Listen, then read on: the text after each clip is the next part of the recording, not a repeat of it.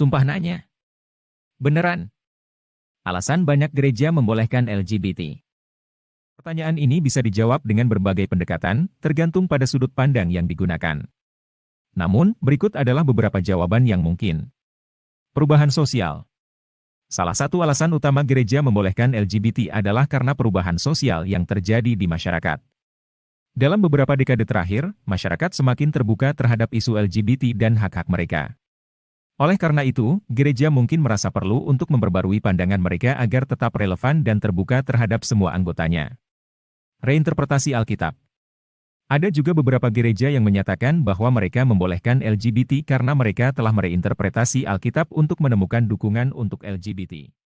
Misalnya, ada yang berpendapat bahwa pengajaran Alkitab tentang homoseksualitas tidak relevan untuk zaman modern, atau bahwa Alkitab sebenarnya tidak mengutuk hubungan sesama jenis yang saling mencintai. Kompromi. Beberapa gereja mungkin membolehkan LGBT sebagai bentuk kompromi untuk mempertahankan persatuan gereja dan menjaga anggota yang sudah terlanjur terbuka terhadap LGBT.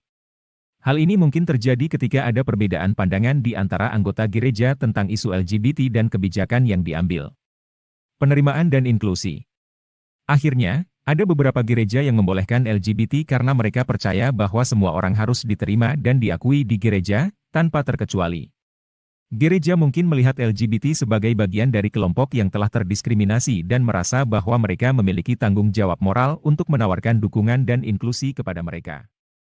Beberapa denominasi Kristen telah memilih untuk membolehkan pernikahan sesama jenis, meskipun ini masih menjadi topik kontroversial dalam agama Kristen secara umum. Beberapa denominasi Kristen yang membolehkan pernikahan sesama jenis antara lain Gereja Episkopal Amerika, Gereja Reformasi Amerika, Gereja Reformasi Belanda, Gereja Persatuan Kristus, Gereja Unitarian Universalis, dan sebagian besar Gereja Metodis Independen. Namun, masih banyak denominasi Kristen yang memilih untuk tidak membolehkan pernikahan sesama jenis, dengan argumentasi bahwa pernikahan hanya boleh dilakukan antara pria dan wanita, sesuai dengan pengajaran Kitab Suci. Beberapa denominasi Kristen yang menolak pernikahan sesama jenis termasuk Gereja Katolik Roma, Gereja Lutheran Missouri Synod, dan Gereja Baptis Selatan. Pandangan tentang pernikahan sesama jenis dalam agama Kristen sangat bervariasi dan kompleks, dan dapat dipengaruhi oleh banyak faktor seperti tradisi, ajaran, dan interpretasi Kitab Suci. Namun, penting untuk menghargai kebebasan beragama dan pandangan individu yang berbeda dalam isu ini, sambil tetap menghormati hak asasi manusia, termasuk hak atas kesetaraan dan tidak diskriminasi.